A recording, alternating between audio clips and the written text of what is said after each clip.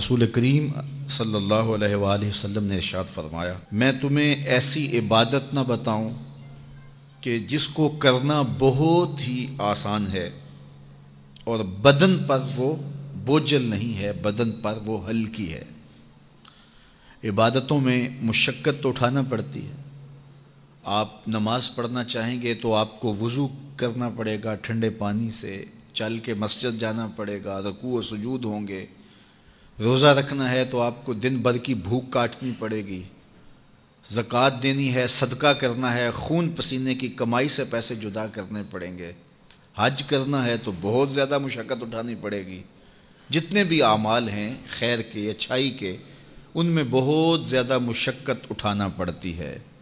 یہ طالب علم یہاں پڑھ رہے ہیں، 8 سال کا چلہ کاٹ رہے ہیں، معلمین پڑھا رہے ہیں، صبح تہجد سے اٹھتے ہیں اور شام تک ایک وظیفے میں لگے ہیں، علماء ہیں کام کر رہے ہیں، بہت سارے لوگ، کتنے مشقت والے کام ہیں، تب اللہ کی رضا جا کے نصیب ہوتی ہے۔ لیکن میرے حضور نے فرمایا تمہیں ایک ایسا عمل نہ بتا دوں جس میں بدن بھی نہیں تھکتا اور ہے بھی بڑا آسان؟ اللہ اکبر! فرمایا وہ عمل کون سا ہے؟ الصمت و حسن الخلق، خاموشی اور اچھے اخلاق۔ زیادہ بولنے سے بہتر ہے خاموش رہو، خاموشی میں نجات بھی ہے، ثواب بھی ہے۔ زیادہ بولنے والا جھوٹ بھی بول لیتا ہے، زیادہ بولنے والا گالی گلوچ اور سب و شتم پر بھی اتر آتا ہے، زیادہ بولنے والا کسی کی پگڑی بھی اچھال دیتا ہے، زیادہ بولنے والا غیبت بھی کر لیتا ہے، زیادہ بولنے والا ایسا مزاح کر لیتا ہے جس سے کسی کو تکلیف پہنچے۔ زیادہ بولنے والے سے بہت ساری غلطیاں ہو جاتی ہیں، جو تھوڑا بولے اس سے غلطیاں کم ہوتی ہیں، چونکہ انسان کے زیادہ گناہ جو ہے وہ اس کی زبان کی وجہ سے ہوتے ہیں۔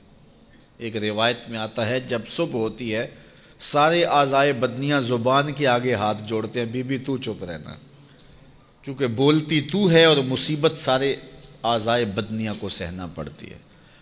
تو یہ زبان جو ہے اس کی وجہ سے زیادہ گناہ ہوتے ہیں، یا زبان کی وجہ سے، یا انسان کی عصمت کا جوہر جب لٹتا ہے تو پھر اس کے پلے کچھ نہیں رہتا۔ اس لیے میرے حضور نے ارشاد فرمایا، جو تمہاری 2 ٹانگوں کے درمیان اور جو 2 جبڑوں کے درمیان زبان، ان دونوں کی مجھے تم ضمانت دے دو، میں محمد تمہیں جنت کی ضمانت دے دیتا ہوں۔ تو فرمایا کہ میں تمہیں ایسا عمل نہ بتا دوں کہ جو بہت ہی آسان ہے، اور وہ کیا ہے؟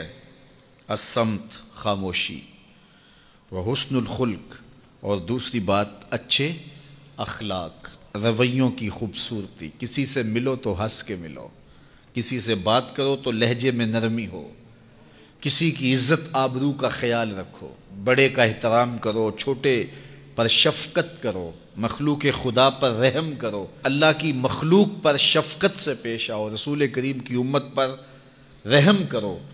تو یہ ایسا عمل ہے جس پر کوئی مول بھی نہیں لگتا، قیمت بھی نہیں لگتی، بدن بھی نہیں تھکتا، لیکن نامہ اعمال نیکیوں سے بھر جاتا ہے۔ قیامت کے دن نامہ اعمال پر سب سے وزنی جو عمل ہوگا وہ حسن خلق ہوگا۔ حضور نے فرمایا کہ بیہودگی اور فحش کلام کرنا، یہ سب کچھ جو ہے، تو فرمایا یہ اسلام میں سے نہیں ہے، اور بہترین اسلام وہ ہے جس میں خلق اچھے ہوں۔ حضور نے ارشاد فرمایا کہ جو حسن خلق ہے یہ گناہوں کو اس طرح مٹا دیتا ہے جس طرح جو مصفہ پانی ہوتا ہے، اچھا پانی ہوتا ہے، وہ بدن سے میل کچیل اتار دیتا ہے، اور جو برے اخلاق ہیں وہ عمل کو اس طرح فاسد اور ضائع کر دیتے ہیں جس طرح شہد کے اندر سرکہ ڈال دیا جائے تو شہد صحیح نہیں رہتا۔ تو عمل اچھے ہیں لیکن بدخلقی ان اعمال کی بربادی کا سبب اور ذریعہ بن جاتی ہے۔ اللہ جل شانہ ہمیں معاملات کے اندر خوبصورتیاں نصیب فرمائے، رفق، نرمی نصیب کرے، معاف کر دینے کی توفیق نصیب کرے۔